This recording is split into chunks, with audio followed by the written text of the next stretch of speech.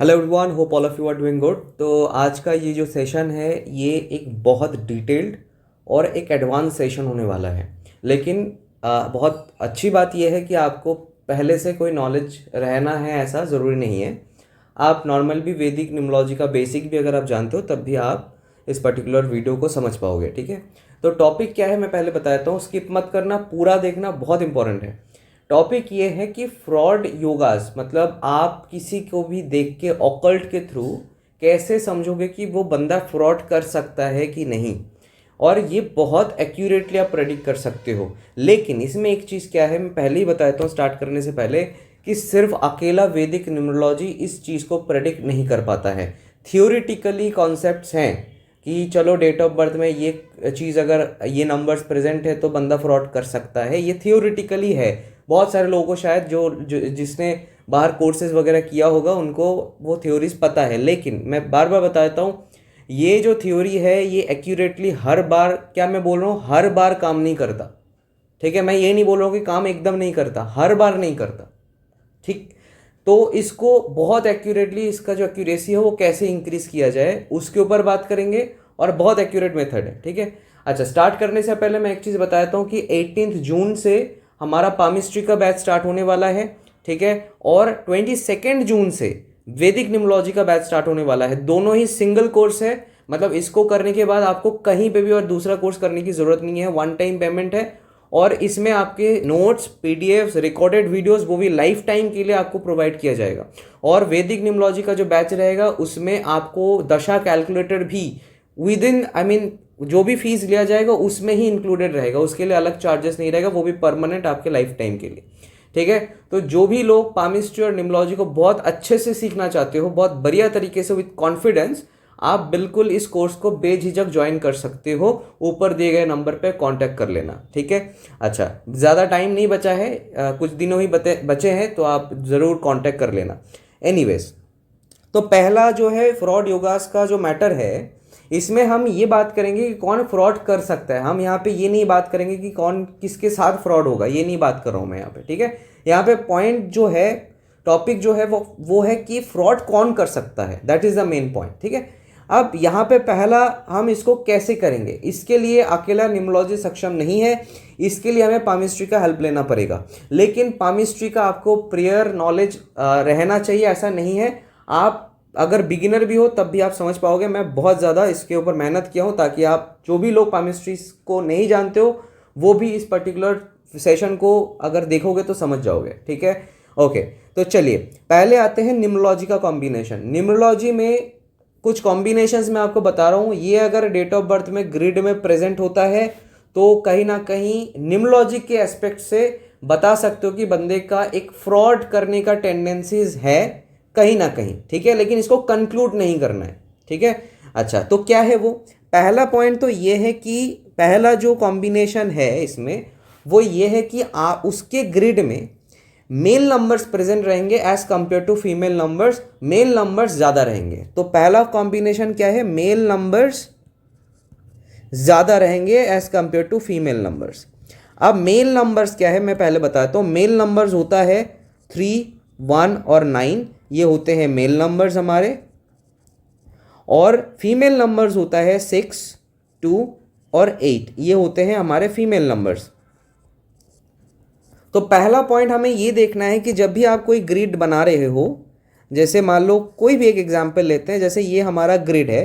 अब इसमें एग्जाम्पल की मेल नंबर्स ज़्यादा होने का मतलब ये है कि जब भी आप ग्रिड देखोगे तो वहाँ पे ज़्यादा मेल नंबर्स ही दिखेगा, जैसे ऐसे टाइप के मेल नंबर्स दिखेगा। और फीमेल नंबर्स में से हो सकता है 1-2 दिख जाए, मतलब जैसे मान लो ये 1 है और ये 2, बस ख़त्म। ये आप जब भी ये ग्रिड को देखोगे तो आपको दिख जाएगा, यहाँ पे दिख भी रहा है कि फीमेल नंबर्स कम है as compare to male numbers. तो आपके ऐसे वाले ग्रिड ज़्यादा सामने आएगा, मतलब जिसमें आप देखोगे फीमेल नंबर्स कम रहेंगे as compare to male numbers. ठीक है, ये पहला पॉइंट आपको चेक कर लेना है। इसके साथ ये अकेला कुछ नहीं करेगा, इसके साथ क्या रहेगा, 5 will be in a multiple, 5 multiple में रहेगा। मतलब यहाँ पे आपका 5 रहता है तो यहाँ पे जब भी उस ग्रिड को देखोगे तो आपके 5 जो है वो मल्टीपल में रहेगा, ये जो है ये मल्टीपल में रहेगा। यहाँ पे मैंने एक 5 लिखा है तो साइड में मैंने मल्टीपल लिख दिया इसलिए, लेकिन सिंगल 5 नहीं, मल्टीपल होना चाहिए। अब मैं बता देता हूँ और एक चीज़, मल्टीपल का मतलब भी उसमें भी एक चीज़ हमें याद रखना है, ग्रेटर देन इक्वल टू 555। ये अगर होता है तो ज़्यादा प्रोमिनेंटली निम्नोलॉजी से इंडिकेशन आता है। ग्रेटर देन इक्वल टू 555 का मतलब क्या है, 5 नंबर जो है ये या तो 3 बार रहेगा किसी का, या फिर 3 से ज़्यादा बार प्रेजेंट होगा। सिर्फ 555 से उतना ज़्यादा इंडिकेशन नहीं होता है। अप टू 555 फिर भी ठीक है, वो ओवरकम टाइप का है, वो उतना फ्रॉड करने वाला टेंडेंसीज नहीं है। लेकिन जब भी 5 बहुत ज़्यादा हो जाएगा, ट्रिपल हो जाएगा, मतलब जैसे मान लो इसी ग्रिड की अगर मैं बात करूँ, जैसे मान लो 5 जो है वो ट्रिपल है, या तो ट्रिपल हो या फिर उससे भी ज़्यादा हो, बहुत ज़्यादा 5, मतलब देखने से ही ग्रिड में दिखेगा कि कितने सारे 5 है, ठीक है। और उसके साथ male numbers should be more as compare to female numbers. तो ये हुआ हमारा पहला कॉम्बिनेशन, ठीक है, जो कि निम्नोलॉजी से हमें देखना है। दूसरा क्या हो सकता है, दूसरा जो होता है आपके 9, 5 और 4, दिस कॉम्बिनेशन। अगर ये कॉम्बिनेशन होता है तब भी एक फ्रॉड करने का माइंडसेट होता है। लेकिन मैं आपको फिर से बता रहा हूं, फ्रॉड करने का एक हल्का सा इंडिकेशन होता है, ये कंक्लूजन नहीं है। मतलब ऐसा नहीं कि 954 वाले लोग फ्रॉड करेंगे, ये हमें कंक्लूड नहीं करना है, बार बार मैं बता रहा हूँ। अच्छा, अब ये 954 में भी एक चेंज हमें लाना है, सिमिलर चेंज जो मैंने पहले बताया है। 954 में अगर ये जो 5 है ये अगर बहुत ज़्यादा है, कितना ज़्यादा, ट्रिपल या फिर उससे ज़्यादा, greater than equal to triple, मतलब अगर मैं ग्रिड को बनाऊँ आपके सामने तो कुछ ऐसा टाइप का दिखेगा। यहाँ पे जो 5 रहेगा वो कुछ ऐसा रहेगा, बहुत ज़्यादा, ठीक है, बहुत ज़्यादा रहेंगे, ठीक है, और ये कॉम्बिनेशन बनेंगे, तो यहाँ पे चांसेस और भी बढ़ जाता है। अकेला अगर सिंगल सिंगल में होता है, अगर ऐसा सिंगल सिंगल में होता है तो बहुत ज़्यादा इंडिकेशन नहीं होता है, हल्का फुल्का रहता है इंटेंसिटी। लेकिन अगर ये 5 इसी कॉम्बिनेशन में रहते हुए अगर बहुत ज़्यादा आ गया तो यहाँ पे एक इंटेंसिटी जो है वो इंक्रीज होते हुए आपको दिखेगा, ठीक है। अच्छा, इसमें भी एक चेंज आपको देखना है, मैं बार बता रहा हूँ, बहुत ध्यान से स्मूथली शांत होकर सुनना विदाउट एनी डिस्ट्रैक्शन, तो आपको पूरा समझ में आ जाएगा। इसमें भी एक चेंज है। चेंज क्या है, अगर 954 कॉम्बिनेशन को आप कंसिडर कर रहे हो, इसमें इंटेंसिटी कहाँ पे मैंने बताया कि अभी जस्ट भरेगा 954 में अगर 5 काफ़ी ज़्यादा हो, ग्रेटर देन इक्वल टू 555 हो, तो यहाँ पे इस कॉम्बिनेशन की इंटेंसिटी उस हिसाब से बढ़ जाएगा जो मैंने अभी बताया। दूसरा होता है कि ये मान लो ये कॉम्बिनेशन है और उसके साथ ही साथ अगर इसके साथ साथ डेस्टिनी जो है वो भी 4 या फिर 5 हो जाए, इस मान लो ये कॉम्बिनेशन है 954 कॉम्बिनेशन उसके ग्रिड में प्रेजेंट है और इसी कॉम्बिनेशन में ही इंक्लूडेड है 5 डेस्टिनी या फिर 4 डेस्टिनी, देन ऑल्सो इसकी इंटेंसिटी जो है 954 जो फ्रॉड वाला माइंडसेट क्रिएट कर सकता है, वो उसका इंटेंसिटी निम्नोलॉजी से थोड़ा सा ज्यादा हो जाता है। क्यों होता है, क्योंकि 954 जो है इंसान को क्लेवर बना देता है, काफी ज्यादा चालाक बना देता है, और उसमें भी 5 अगर बहुत ज्यादा हो तो और भी इंटेंसिटी बढ़ेगा चालाकी का, और उसके साथ साथ अगर डेस्टिनी 4 या फिर डेस्टिनी 5 हो जाए, ठीक है, तब भी इसकी इंटेंसिटी बढ़ जाएगी। क्योंकि डेस्टिनी नंबर जो है वो अल्टीमेटम है, सारे डेट मतलब जितने भी डेट ऑफ बर्थ में नंबर है उसका जो अल्टीमेटम है वो है डेस्टिनी नंबर। तो अल्टीमेट जो कंक्लूजन है वो और भी उस नंबर का इंटेंसिटी ऑलरेडी ज़्यादा है और उसके साथ वो कॉम्बिनेशन बना रहा है, तो इसीलिए 954 में अगर डेस्टिनी 5 या फिर 4 आ जाए तो और भी इसकी इंटेंसिटी आपको रेज्ड होते हुए दिखेगा, ठीक है। अच्छा, तीसरा कॉम्बिनेशन, ठीक है, तीसरा कॉम्बिनेशन देखते हैं। ये हो गया सेकंड कॉम्बिनेशन। अब तीसरा कॉम्बिनेशन, यहाँ पे जगह नहीं है, मैं यहाँ पे लिख रहा हूँ, ठीक है।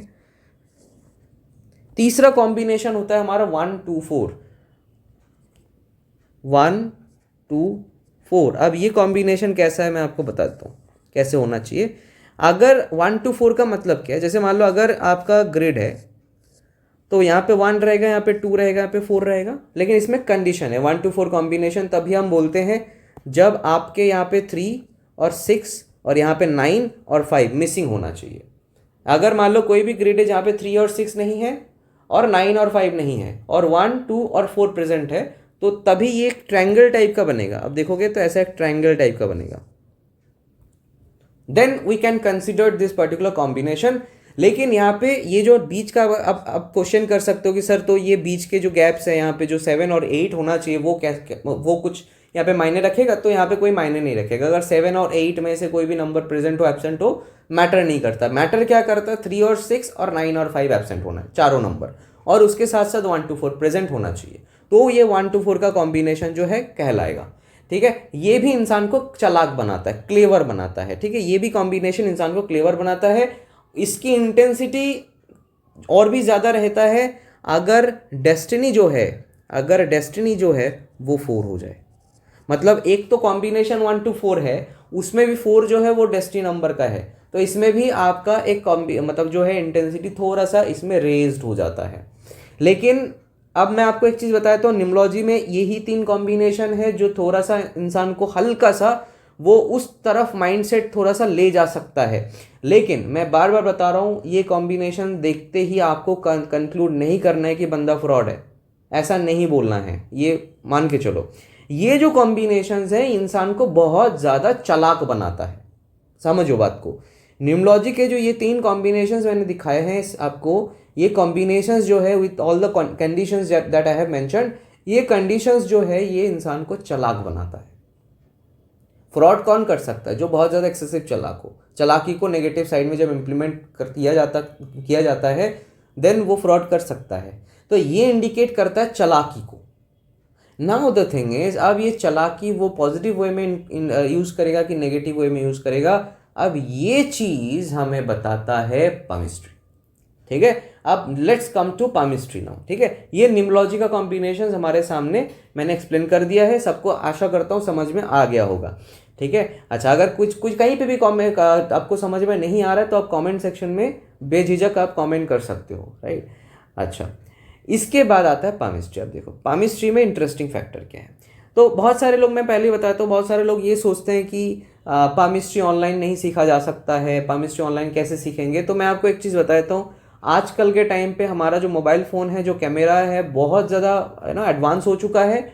आप एक फ़ोटो क्लिक करके बहुत आसानी से ऑनलाइन सीख सकते हो, या फिर ऑनलाइन कंसल्टेशन भी दे सकते हो। जैसे मैंने यहाँ पे फ़ोटो आपके सामने रखा है, आप खुद ही देख सकते हो कि कितना क्लियर है। जब मैं लाइंस भी समझाऊंगा आपको यहाँ पे तो आपको समझ में आ जाएगा बहुत ईजीली। तो ऐसा कोई बात नहीं है कि आप ऑनलाइन नहीं सीख सकते हो, अभी बहुत ज़्यादा एडवांस हो चुका है, ऑफलाइन सीखने की ज़रूरत नहीं, ऑनलाइन भी आप सीख सकते हो, बहुत आसानी से सीख सकते हो। बैचेस ऑलरेडी चल रहा है, आप बिल्कुल इसमें एडमिशन ले सकते हो। 18 तारीख से, जैसे मैंने बताया, तो आप एडमिशन ले लेना अगर इंटरेस्टेड हो तो।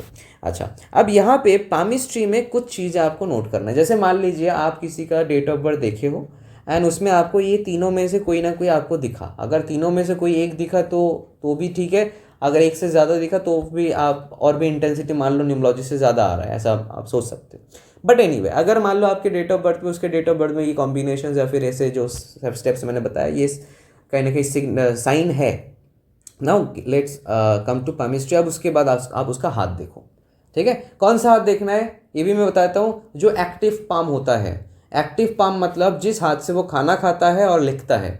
ठीक है, मतलब मेजरली अगर मैं बोलूँ, जिस हाथ से वो मेजर काम करता है इंसान, वो हाथ का आपको लेना है, एक्टिव हैंड। इसमें कोई फीमेल मेल का डिफरेंशिएशन नहीं है, फीमेल का भी एक्टिव पाम लेना है। एक्टिव पाम मतलब अगर वो लेफ्ट हैंडेड है तो लेफ्ट पाम, अगर वो राइट हैंडेड है तो राइट पाम, सिंपल भाषा में। ठीक है, अच्छा, अब इसमें जो भी है तो आप उसका हाथ देख लेना, वो एक्टिव पाम देखना स्टार्ट करो। अब इसमें कुछ साइंस है, ठीक है, पामिस्ट्री में, जो इसको और भी इंडिकेट कर देता है कि हाँ बंदे का फ्रॉड माइंडसेट है, इसको कंक्लूड करता है बहुत ज़्यादा। अब इसको कैसे करेंगे, देखो। पहला जो हाथ का जो आपको साइन देखना है वो मैं आपको बताता हूँ। देखो, पहला जो साइन है वो ये है कि अगर जो मर्क्यूरी फिंगर है, मर्क्यूरी फिंगर का मतलब है पामिस्ट्री में जो लिटिल फिंगर है उसको हम मर्क्यूरी फिंगर बोलते हैं। लिटिल फिंगर मतलब ये जो फिंगर है, this finger is known as Mercury finger in palmistry. ठीक है, जब आप पामिस्ट्री का कोर्स करोगे तो ये सारी चीज़ें आपको सिखाया जाएगा। ओके, अच्छा, अब इसमें जो है आपको क्या देखना है, तो पहला पॉइंट तो आपको ये देखना है कि इसका लेंथ कितना है। अब लेंथ को कैसे समझेंगे, अब इसको समझेंगे हम सन फिंगर से। सन फिंगर मतलब रिंग फिंगर, जिसमें हम शादी में रिंग वगैरह पहनते हैं, एंगेजमेंट वगैरह में, तो वो होता है रिंग फिंगर, वही होता है पामिस्ट्री की भाषा में सन फिंगर। ठीक है, तो this is the sun finger, है ना। अब हमें क्या देखना है, अगर आप ध्यान से देखोगे यहाँ पे ऐसे दो लाइंस है ना, दो क्रीज बोलते हैं इसको। नाउ द थिंग इज, आपको क्या देखना है कि ये जो आपका लिटिल फिंगर है, मतलब जिसका भी आप हाथ देख रहे हो, इसका जो लिटिल फिंगर है, ये इसका लेंथ कितना है। क्या वो ये जो ऊपर का लाइन है, ये जो क्रीज है, क्या इसको वो पार कर रहा है, क्या इस इतना तक वो उसका लेंथ है। जैसे इस हाथ को अगर आप देखोगे, ये जो फिंगर है इसका लेंथ ऑलमोस्ट इतना तक चला गया है, मतलब almost it is equal to this particular you know crease, है ना।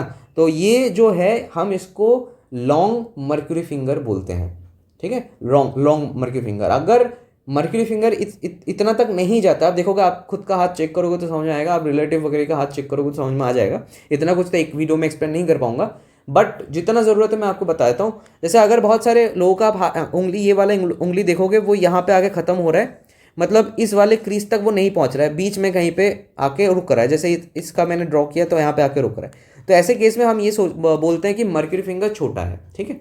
बट इस वाले हाथ में अगर आप ध्यान से देखोगे तो मर्क्यूरी फिंगर काफ़ी लंबा है, लॉन्ग फिंगर बोलते हैं इसको, मतलब लॉन्ग मर्क्यूरी फिंगर हम बोल सकते हैं इसको। तो अगर उस इंसान का मर्क्यूरी फिंगर लॉन्ग है, तो पहला क्या देखना है, क्या वो शॉर्ट है कि लॉन्ग है। तो यहाँ पे आपका फर्स्ट स्टेप ये है कि ये जो मर्क्यूरी फिंगर है ये तो लॉन्ग है, ठीक। अच्छा, ये आपका कंक्लूड हो गया पहला। अब दूसरे केस में आपको क्या देखना है, इसका जो इसका जो अलाइनमेंट है वो कैसा है। अलाइनमेंट का मतलब ये है कि ये फिंगर क्या स्ट्रेट है कि टिल्टेड है या फिर क्रुक्ड है। अब क्रुक्ड का और या फिर टिल्टेड का मतलब मैं समझाता हूँ आपको। जैसे अगर आप इस उंगली को देखोगे तो ये जो फिंगर ही हल्का सा ऐसा झुका हुआ है, इस तरफ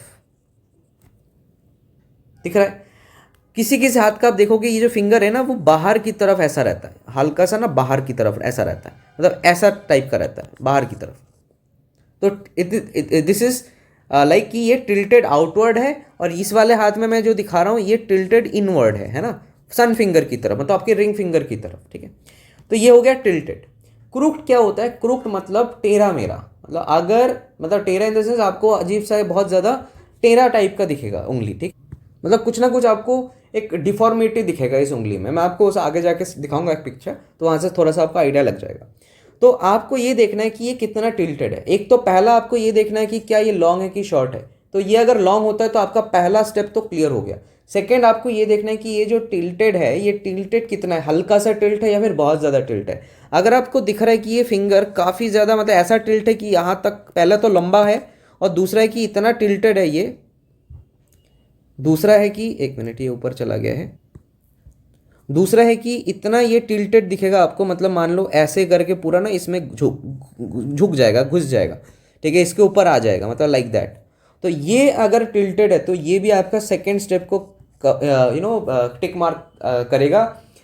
ऐसे लोग क्या करते हैं, बातों से सामने वाले को मैनिपुलेट कर सकते हैं, ठीक है। अगर किसी का मर्क्यूरी फिंगर लॉन्ग है और बहुत ज़्यादा टिल्टेड है, टिल्टेड इनवर्ड, कि कहाँ पे, इनवर्ड, आउटवर्ड नहीं, इनवर्ड मतलब इस तरफ। अगर आपका मर्क्यूरी फिंगर लॉन्ग है और टिल्टेड इनवर्ड है टूवर्ड्स द रिंग फिंगर, तो ऐसे लोग अपने बातों को मतलब बातों से सामने वालों को मैनिपुलेट कर सकते हैं। उनको पता है कहाँ पे कैसे बात बोल के काम निकाला जा सकता है। उनको बहुत आसान अच्छे से पता है। They have a great communication skill to manipulate others. तो यहाँ पे ये 2 स्टेप हो गया। अच्छा, 3, इसके साथ अगर आपको दिख रहा है कि फिंगर जो है क्रुक्ड भी है, क्रुक्ड का मतलब मैं आपको यहाँ पे दिखाता हूँ। देखो, इसमें अगर ध्यान से देखोगे, जैसे इस वाले उंगली को देखो, ये तो हालांकि लॉन्ग नहीं है, ठीक है, ये हालांकि लॉन्ग नहीं है। अगर मान लो ये लॉन्ग होता और ये फिंगर को थोड़ा सा ध्यान से देखो, ऐसा अजीब सा, ऐसा टाइप का है ना, ऐसा अजीब सा है, ठीक है, ऐसा टाइप का, टेढ़ा मेरा टाइप का। इसको भी देखोगे तो ऐसा अजीब सा लगेगा, या तो हालांकि दोनों हाथ का है तो अजीब सा टेढ़ा मेरा टाइप का है। किसी लोगों का आपको ये भी दिखेगा कि ऐसा ऊपर जाके ना, ये जो ऊपर वाला पार्ट है ये टेढ़ा टाइप का ऐसा बेंड हो चुका है, ऐसा आपको दिखेगा, ऐसा टाइप का अजीब सा एक बेंड टाइप का हो जाएगा, ऐसा दिखेगा। This is known as crooked, ठीक है, डिफॉर्मिटी होता है मर्क्यूरी फिंगर में। लेकिन ये डिफॉर्मिटी तब कंसिडर हम करेंगे जब ये लॉन्ग भी होगा। मतलब ये जैसे यहाँ पे शॉर्ट है, ये जैसे मैंने शॉर्ट का बताया था, देखो ये क्रीज तक नहीं आ रहा है, ये यहाँ पे रुक रहा है, यहाँ पे इस जगह पे रुक रहा है, ये पूरा नहीं आ रहा है, ठीक है, ये लॉन्ग नहीं है, शॉर्ट मर्क्यूरी फिंगर है। तो कंडीशन क्या है, पहला लॉन्ग होना चाहिए, दूसरा बहुत ज़्यादा एक्सेसिव टिल्टेड होना चाहिए इनवर्ड, या फिर क्रुक्ड होना चाहिए। या तो टिल्टेड हो जाए बहुत ज़्यादा, या फिर क्रुक्ड होना चाहिए, इन दोनों में से कुछ भी, ठीक है। तो जैसे यहाँ पे हल्का सा क्रुक्ड टाइप का आपको दिखेगा, तो ये भी कंडीशन आपका टिक मार्क करेगा। ठीक है। अब आते हैं चौथा स्टेप, ठीक है। ये तो आपके मर्क्यूरी फिंगर की बात हो गया, ठीक है। आपको मर्क्यूरी फिंगर बहुत ज़्यादा इंपॉर्टेंटली पामिस्ट्री में मर्क्यूरी फिंगर को आपको देखना है, ठीक है। अब आते हैं उसके बाद, देखो अब आपको क्या देखना है, आपको देखना है आपका ब्रेन लाइन। अब ब्रेन लाइन किसको बोलते हैं? ब्रेन लाइन होता है ये वाला लाइन, मतलब आप देखोगे ये आपके हाथ में भी ये लाइंस रहेंगे। ये हो गया आपका heart line, this is your life line, this is अगर लाइफ लाइन से जो निकला हुआ है उस डायरेक्शन से, ये जो है ये होता है आपका ब्रेन लाइन।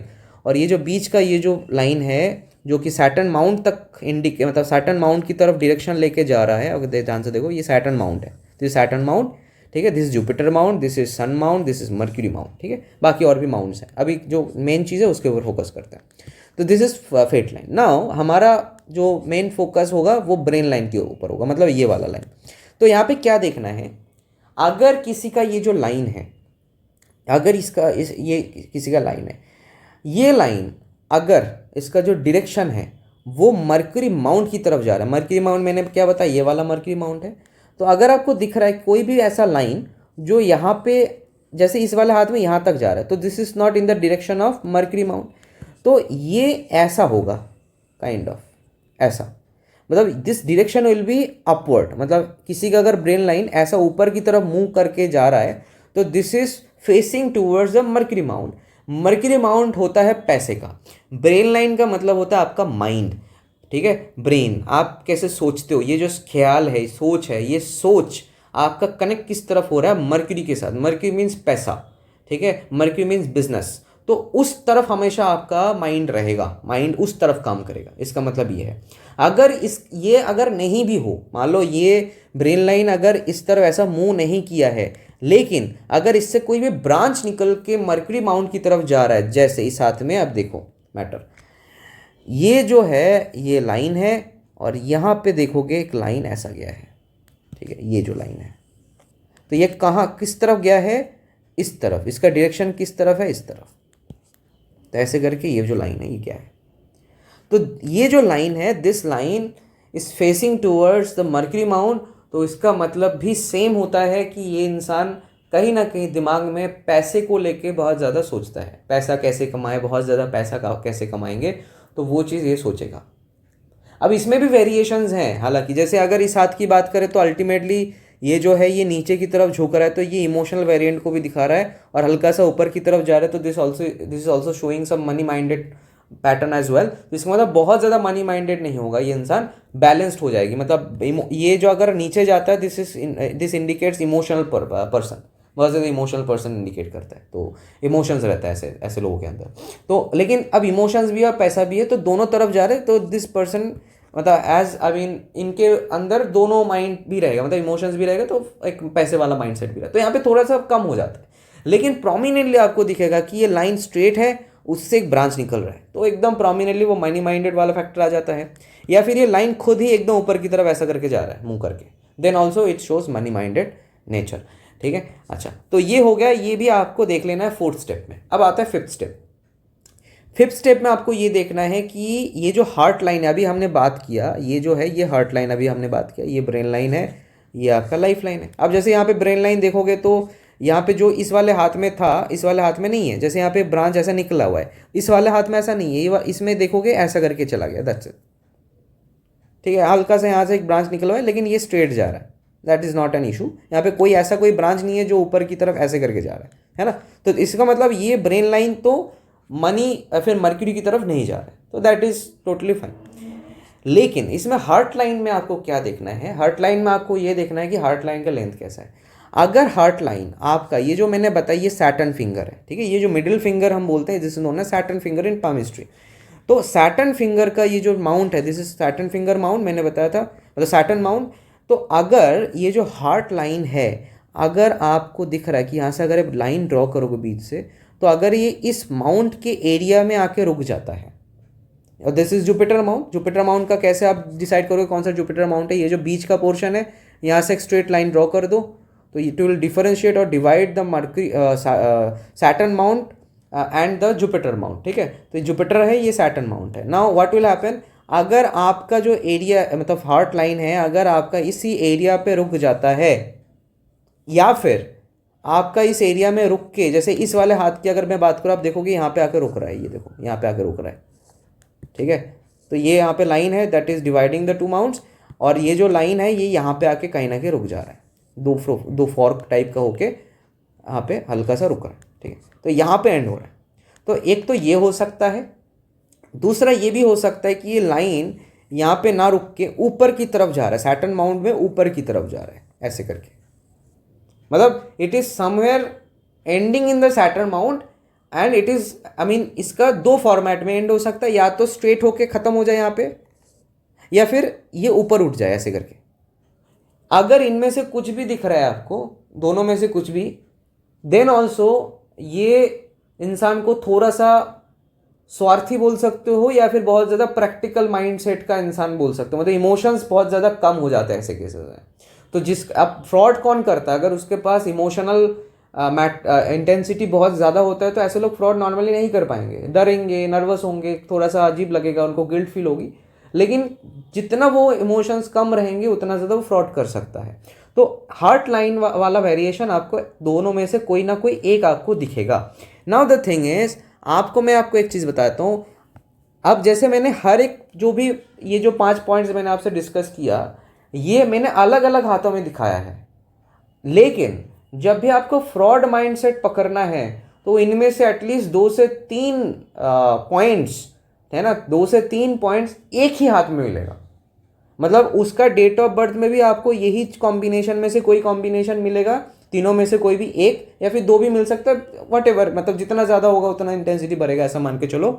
तो न्यूमरोलॉजी से आपको ये दिखेगा, और पामिस्ट्री में ये 5 पॉइंट्स में से कोई भी 2 से 3 पॉइंट्स अगर आपके एक ही हाथ में दिख जाए, जैसे यहाँ पे मैंने अलग अलग हाथ का दिखाया है, तो एक हाथ में अगर आ जाता है तो इसका मतलब वो बंदे के अंदर फ्रॉड माइंडसेट है, वो फ्रॉड कर सकता है अगर उसको मौका मिले तो, ठीक है। तो this is very important. Normally क्या हो रहा है, जो लोग सिर्फ वैदिक न्यूमरोलॉजी सीख रहे हैं उनको सिर्फ इतना है, मतलब इतना आता है, इसमें भी मैं तो बहुत डिफाइन कर दिया हूँ इसको, और एक्सप्लेन कर दिया है मैंने, लेकिन बहुत बेसिक लेवल पे वो करते हैं कि मल्टीपल 5 होगा मेल नंबर्स के साथ तो वो फ्रॉड करेगा। ऐसा एक्चुअल में नहीं होता है, ठीक है। उसमें कंक्लूड नहीं कर सकते हैं कि ऐसा, हाँ उसका मनी माइंडेड बंदा हो सकता है पैसा कमाने का, but it is not like कि बंदा मनी माइंडेड होगा तो वो फ्रॉड ही कर लेगा, ऐसा ज़रूरी नहीं है।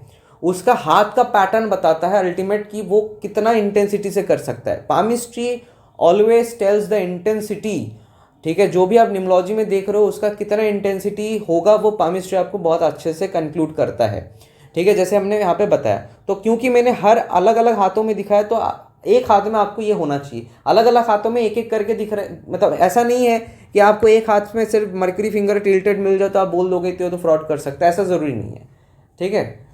तो हाँ, वो बात घुमाने का पैटर्न रहेगा, मैनिपुलेटिव नेचर रहेगा, दैट इज समथिंग एल्स, ठीक है। लेकिन तीनों होना चाहिए तब जाके, क्योंकि देखो फ्रॉड करना इज नॉट ईजी, मतलब ये ऐसा नहीं कि 100 में से 90% लोग फ्रॉड कर सकते हैं। अगर मल्टीपल 5 मिल जाए, आप बोल रहे हो कि फ्रॉड कर सकता है, ऐसा नहीं है। एक दिन में बहुत लोग जन्म लेते, ठीक है, सब लोग फ्रॉड नहीं करेंगे।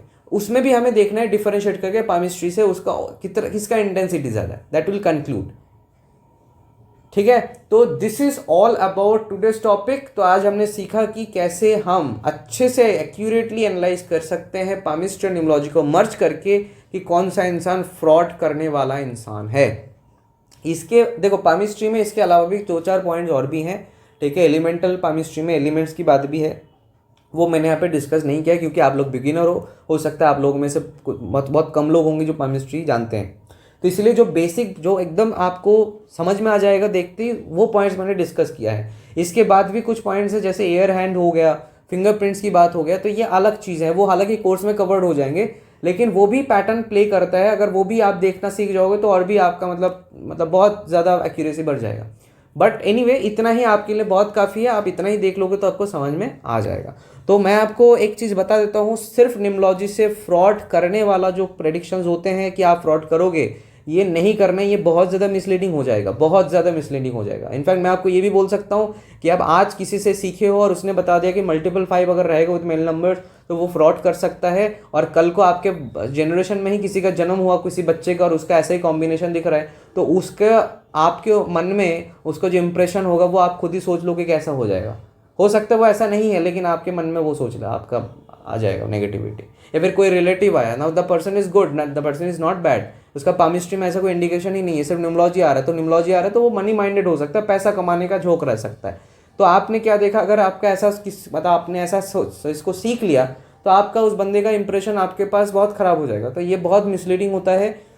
तो हर जगह पे हाँ, पामिस्ट्री इज़ वेरी एक्यूरेट, मतलब पामिस्ट्री बहुत अच्छे से एक्यूरेसी से प्रेडिक्ट कर सकता है। मैं तो ये भी बोलता हूँ चाइल्ड बर्थ और मैरिज भी हम न्यूमरोलॉजी से प्रेडिक्ट कर सकते हैं। बहुत लोग बोलते हैं कि नहीं कर सकते, मैं खुद बोल सकता हूँ प्रेडिक्ट कर सकते हैं, हम कर सकते हैं और काफ़ी अच्छे एक्यूरेसी से कर सकते हैं। ठीक है, तो वो मैं सिखाता हूँ, सामने प्रेडिक्शन करता हूँ, क्लासेस में ही प्रेडिक्शन करता हूँ सबके सामने। So there is no doubt in it. आपको अगर न्यूमरोलॉजी या फिर पामिस्ट्री अच्छे से सीखना है, आप ज़रूर कांटेक्ट करिए और अच्छे से सीख के जाइए।